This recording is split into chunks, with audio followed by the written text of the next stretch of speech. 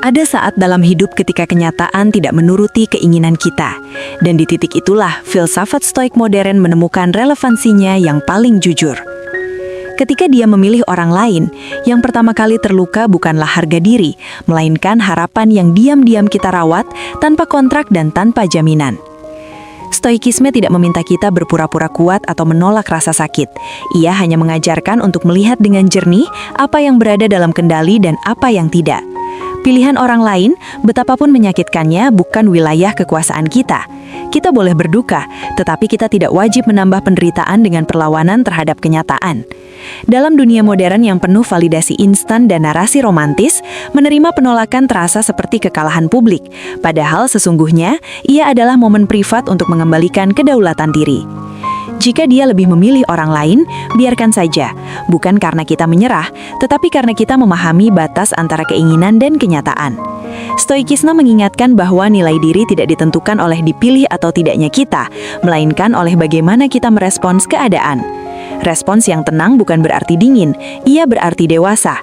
Dalam keheningan setelah keputusan itu, ada ruang luas untuk menata ulang prioritas, menimbang kembali apa yang kita kejar, dan menyadari bahwa cinta yang memaksa bukanlah cinta, melainkan negosiasi yang gagal. Dunia tidak berhutang penjelasan atas pilihannya, dan orang lain tidak berkewajiban memenuhi ekspektasi kita. Ketika kita berhenti menuntut, kita mulai bernafas. Modernitas sering menipu dengan ilusi bahwa segala hal bisa diupayakan jika cukup keras berusaha, termasuk perasaan orang lain.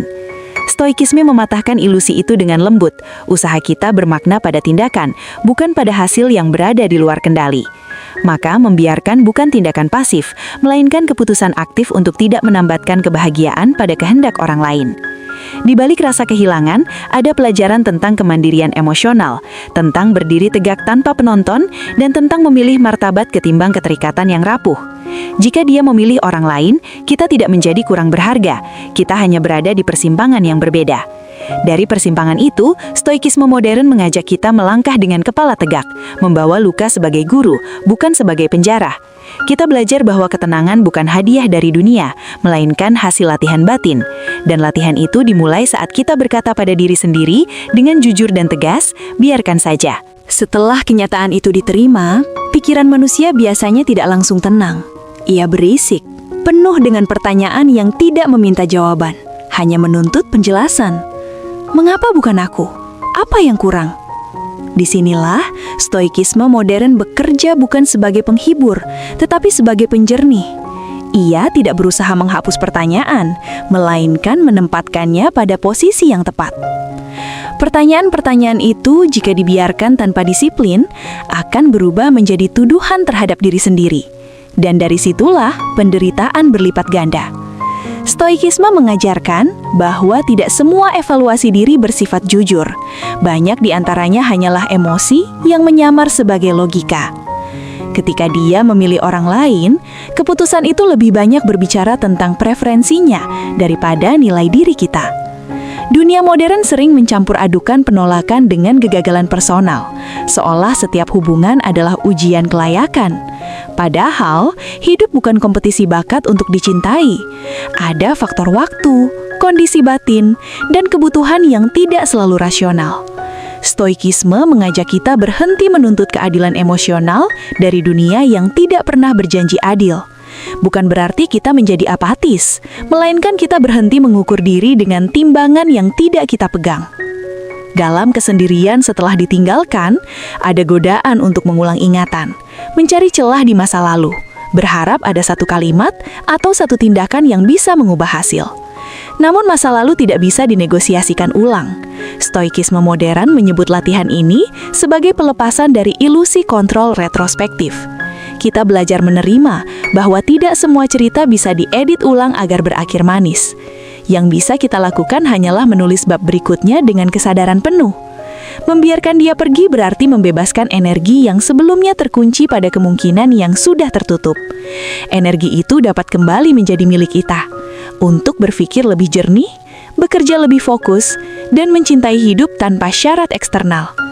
Dalam dunia yang memuja keterhubungan, kesendirian sering dianggap kegagalan, padahal ia adalah ruang pemulihan. Stoikisme memandang kesendirian bukan sebagai kekosongan, tetapi sebagai medan latihan karakter. Di sana kita belajar duduk dengan pikiran sendiri tanpa distraksi, menghadapi rasa sepi tanpa melarikan diri, dan menemukan bahwa kita masih utuh meski tidak dipilih. Jika paragraf pertama adalah tentang menerima kenyataan, maka paragraf kedua adalah tentang merapikan pikiran setelahnya. Kita tidak menekan emosi, tetapi kita menolak menjadi budaknya. Kita mengizinkan diri merasa, namun tidak membiarkan perasaan menentukan arah hidup. Inilah sikap stoik modern, tenang tanpa menyangkal, tegar tanpa memusuhi diri sendiri. Pada titik ini, stoikisme modern mengajak kita menggeser fokus dari cerita tentang dirinya ke cerita tentang diri kita sendiri. Bukan dengan cara narsistik, tetapi dengan tanggung jawab penuh atas kehidupan batin. Ketika seseorang memilih orang lain, ada bagian dari ego yang merasa dilucuti, seolah pengakuan eksternal adalah bukti keberadaan kita. Namun, stoikisme menantang asumsi itu secara radikal. Keberadaan tidak membutuhkan pengesahan, nilai diri tidak meningkat karena dipilih, dan tidak runtuh karena ditinggalkan. Dunia digital memperparah kebingungan ini dengan menampilkan cinta sebagai simbol status dan relasi sebagai pencapaian sosial. Dalam lanskap seperti itu, penolakan terasa seperti kegagalan yang bisa ditonton semua orang, meski sebenarnya ia hanya peristiwa personal yang sunyi. Stoikisme modern meminta kita memisahkan antara citra dan esensi. Citra adalah bagaimana kita terlihat dalam cerita orang lain.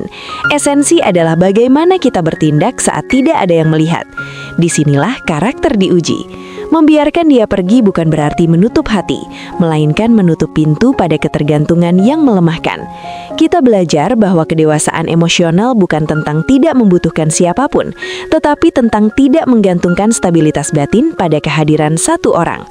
Dalam keheningan, kita mulai mendengar suara yang selama ini tertutup oleh harapan.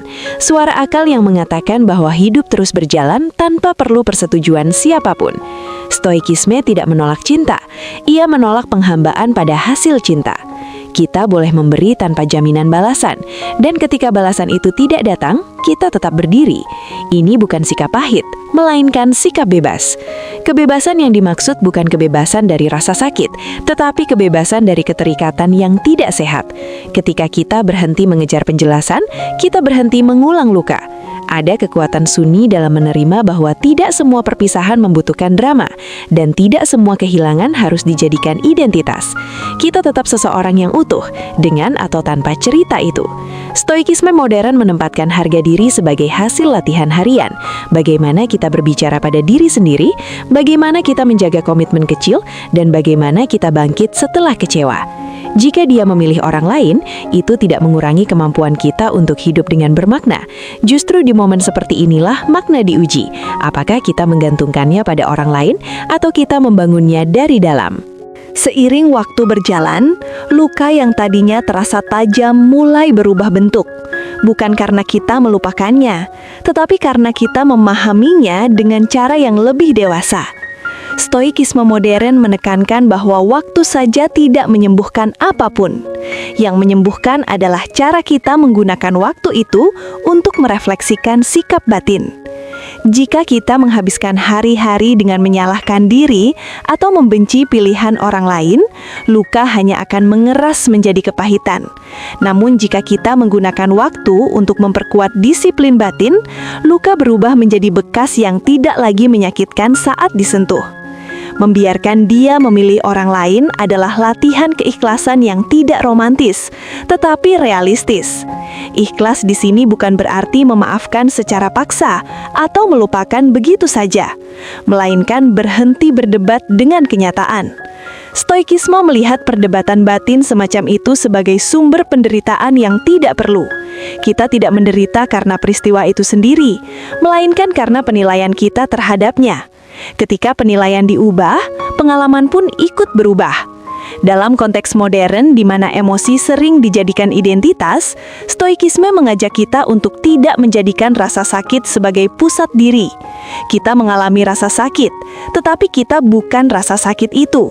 Ada jarak sehat antara pengamat dan perasaan, dan di jarak itulah ketenangan bertumbuh. Membiarkan bukan tindakan lemah. Ia menuntut keberanian untuk tidak memanipulasi, tidak memohon, dan tidak mengorbankan martabat demi kemungkinan yang samar. Banyak orang bertahan terlalu lama dalam penantian karena takut menghadapi kekosongan. Stoikisme justru mengajarkan bahwa kekosongan sementara lebih jujur daripada kepenuhan palsu. Dalam kekosongan itu, kita belajar mengisi hidup dengan hal-hal yang berada dalam kendali, kerja yang bermakna, kebiasaan yang menyehatkan, dan pikiran yang terlatih. Ketika fokus kembali ke hal-hal ini, ketergantungan perlahan memudar. Kita tidak lagi menunggu pesan atau tanda, karena hidup kita tidak lagi ditunda oleh keputusan orang lain. Inilah kebebasan praktis yang ditawarkan stoikisme modern, bukan teori tinggi, melainkan sikap hidup sehari-hari. Jika dia memilih orang lain, kita tidak perlu membalas dengan kebencian atau pembuktian. Kita cukup melanjutkan hidup dengan tenang, dan ketenangan itu sendiri menjadi bukti bahwa kita tidak hancur oleh kehilangan. Pada fase ini, stoikisme modern mengajak kita melihat martabat sebagai sesuatu yang tidak bisa dinegosiasikan. Martabat bukanlah sikap kaku atau kebanggaan kosong, melainkan komitmen sunyi untuk tidak merendahkan diri demi penerimaan. Ketika seseorang memilih orang lain, godaan terbesar adalah mengecilkan diri sendiri, menurunkan standar, mengubah jati diri, atau berharap dengan sedikit pengorbanan tambahan, keadaan akan berbalik. Stoikisme memandang tindakan semacam itu sebagai pengkhianatan halus terhadap diri sendiri. Bukan karena harapan itu salah, tetapi karena cara memperjuangkannya melanggar batas batin. Membiarkan dia pergi berarti menjaga garis itu tetap utuh. Dalam dunia modern yang memuja fleksibilitas tanpa batas, menjaga prinsip sering dianggap keras kepala. Padahal prinsip adalah jangkar saat emosi sedang bergelombang. Stoikisme tidak meminta kita menjadi dingin, tetapi meminta kita konsisten dengan nilai yang kita anggap layak. Ketika kita berhenti mengejar orang yang sudah memalingkan pilihan, kita sedang mengatakan pada diri sendiri bahwa keberhargaan kita tidak bergantung pada persuasi. Ada ketenangan tertentu yang muncul saat kita tidak lagi perlu menjelaskan diri atau membuktikan apapun. Ketenangan itu bukan hasil kemenangan, melainkan hasil keselarasan antara tindakan dan nilai. Stoikisme modern menilai hidup yang baik bukan dari seberapa banyak kita diinginkan, tetapi dari seberapa jarang kita menyesali cara kita memperlakukan diri sendiri.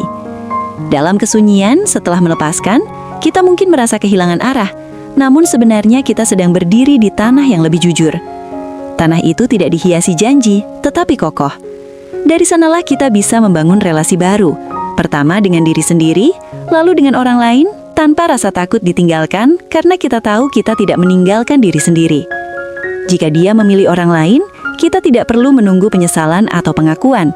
Kita memilih melangkah dengan tenang, membawa martabat sebagai bekal, bukan sebagai tameng. Dan disitulah stoikisme modern menunjukkan wajahnya yang paling manusiawi. Tegas tanpa kejam, menerima tanpa tunduk, dan kuat tanpa harus terlihat menang.